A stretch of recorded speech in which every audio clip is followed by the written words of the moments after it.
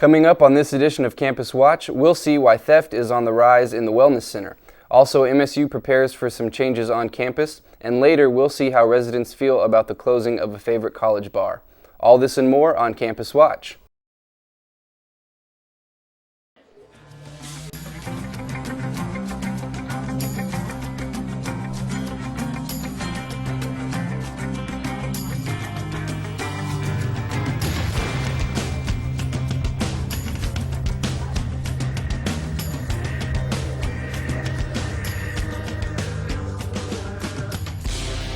Hello, welcome to Campus Watch. I'm Yvette Ordonez. And I'm Jacob Smith. In celebration of their Patty Murphy Week, Sigma Alpha Epsilon hosted their first ever crawfish boil to raise proceeds for Patsy's House.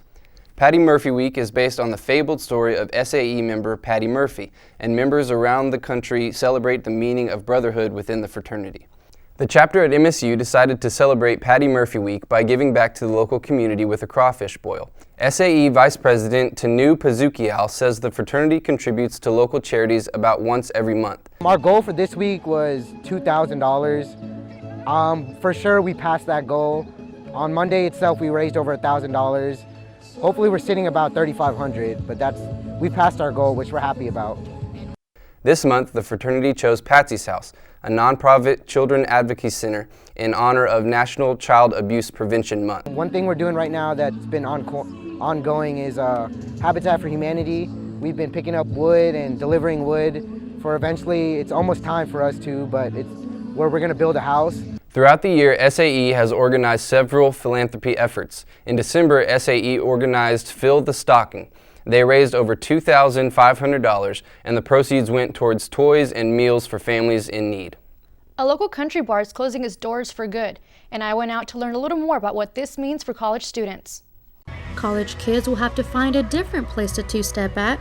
Local country bar and club Denim and Diamonds officially closed its doors last Friday. Country music lovers and clubbers came together one last time to enjoy the live music and the atmosphere D&D's has provided since December 2011.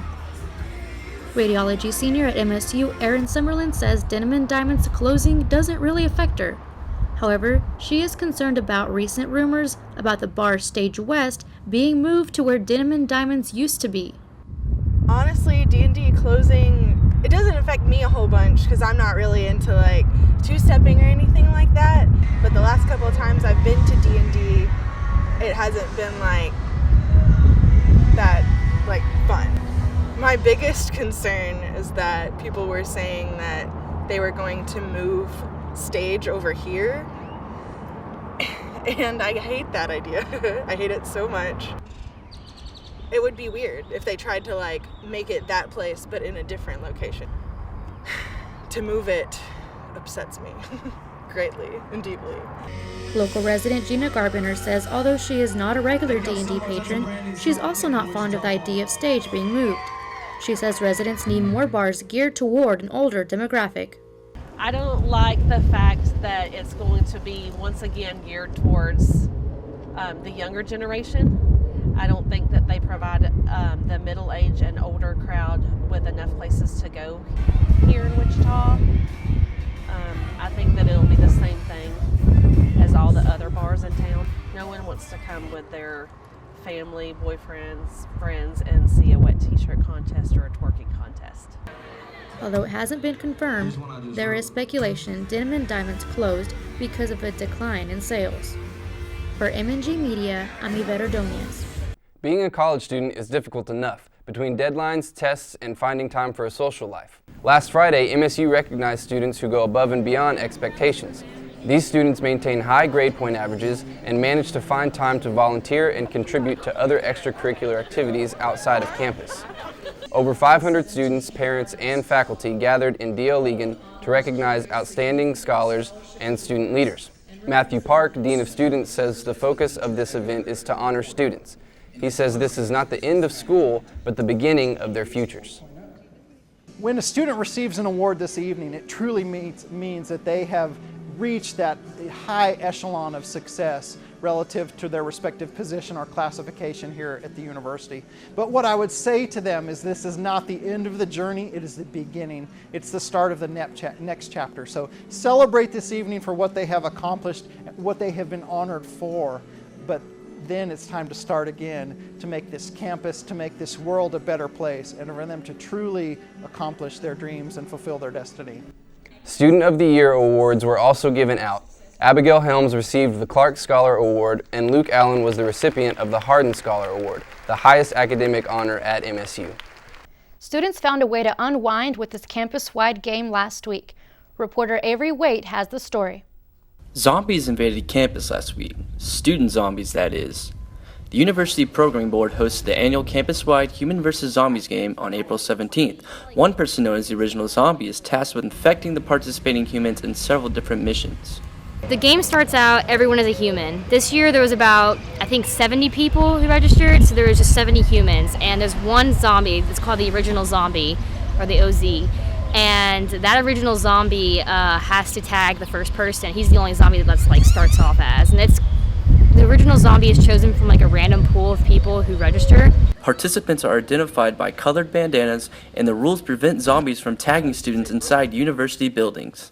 Basically, zombies have to wear bandanas on their forehead, and humans have to wear it on their arm or their leg. You can't be hiding it.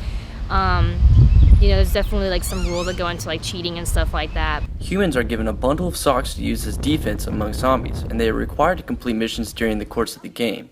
Humans who fail to complete the missions will be turned into a zombie. This is my first year. This is actually my first semester at Midwestern State, so whenever I heard about this, I really was like, oh, this sounds really cool. Mass Communication junior Ariana Davis says this is her first time, and she had fun, and feels it was a great way to meet new people. Humans vs. Zombies is basically a giant game of tag here on campus. It's mostly aimed towards our freshman students and our sophomores, just to kind of get them out of their dorm rooms, just to kind of get them active on campus. It's a fun way for them to just be able to relax, especially before finals. Humans vs. Zombies moderator Taylor Dinkins says this is the third year the UPB has put on the event. She says this is the first year where they decided to keep it only 1 week long. I believe that we do it closer to the beginning of the semester usually, or in March, and because with finals coming up, we all have tests to study for, and I didn't want to stress students out and be like, oh, well, I want to play the game, but I also have finals coming up in 2 weeks and projects and all these things are being thrown at them. Dinkins says she hopes this game offers students a fun way to relieve stress. The game ended last Friday with the top human and top zombie winning a prize. UPB hopes to host the event again next year. For M&G Media, I'm Avery Waite. This past Saturday, over 65 children and adults celebrated Earth Day at the Wichita Falls Public Library downtown. The library hosted the Earth Day Upscale event, where people of all ages made crafts with materials that would otherwise be thrown away. The library encourages kids to register for a library card and participate in the free activities held each month. On May 6th, children can celebrate Star Wars Day with the library and become certified Jedis, make lightsabers, and watch the movies. On May 20th, the summer reading program will also kick off. For more information about these upcoming events at the public library, check out their Facebook page at www.facebook.com/WFPublicLibrary. The public library isn't the only place in town that celebrated Earth Day. The Environmental Student Organization hosted their first event, the Earth Day Fair, last Thursday in the Clark Student Center atrium. Local businesses and organizations, including Natural Grocers, Wild Bird Rescue, and Riverbend Nature Center, were in attendance. Students could visit information booths, see wildlife demonstrations, and win prizes. Students had the chance to meet a real-life condor and enter a raffle to win an eco-friendly bicycle and smoothie maker. The event also allowed students to learn about ways they can help their local community and campus become more eco-friendly. Students looking for a summer job had the chance to meet potential employers right here on campus. Students were invited to bring their resume along with professional attire to speak with employers, including the Boys and Girls Club of Wichita Falls, Castaway Cove Water Park, Chick-fil-A, United Supermarkets, River Bend Nature Center, and the Wichita Falls Country Club. Social work senior Dana Bonfi conducted a study over stress on international students. She found a major contributor of stress for international students is the need for transportation. So I know that they said that those job fairs help them out because they don't know a lot of resources that we do. They, a lot of them have trouble speaking the English like we do. So they said the job fairs helped them out a lot, and that was like our number one stress among international students was, besides missing home obviously, was finding a good job, and then the summer job fairs helped them out. The summer employment fair provides opportunities for students who otherwise wouldn't have any. Theft is on the rise in the Wellness Center. Reporter Naomi Skinner has more on how the university is dealing with this issue. Within the last week, the Wellness Center has seen an increase in theft, all coming from the cubby holes. According to the investigator, Officer George Olmstead, these thefts are a crime of opportunity because there are no cameras near the cubby holes. The common item being stolen is students' wallets.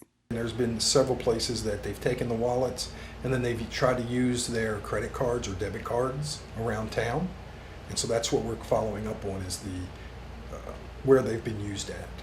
The Wellness Center put up signs on the cubby holes in particular, informing students of the recent thefts and for them to protect and secure their belongings. Director of Recreational Sports and Wellness, Angie Ray, has more. We're finding out that they are taking pictures of people's credit cards, so your credit card might not be stolen, but everybody who has had a theft, we are asking them to go ahead, the police are asking them to go ahead and cancel their credit card. Since the signs went up, the number of thefts went down.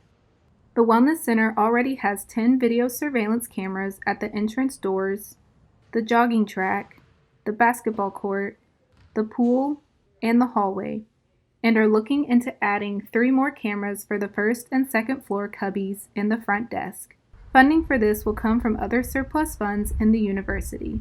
In addition, the Wellness Center will be purchasing padlocks for the locker rooms, and students can check these out at the front desk with their ID. For M&G Media, I'm Naomi Skinner. The Lady Mustangs golf season continues with the team placing 4th in the opening round of the Lone Star Conference playoffs at the Frisco Lakes Golf Club. The team faced off against Texas A&M Commerce, who came in 3rd by 1 point, followed by West Texas A&M in 2nd and Tarleton State in 1st.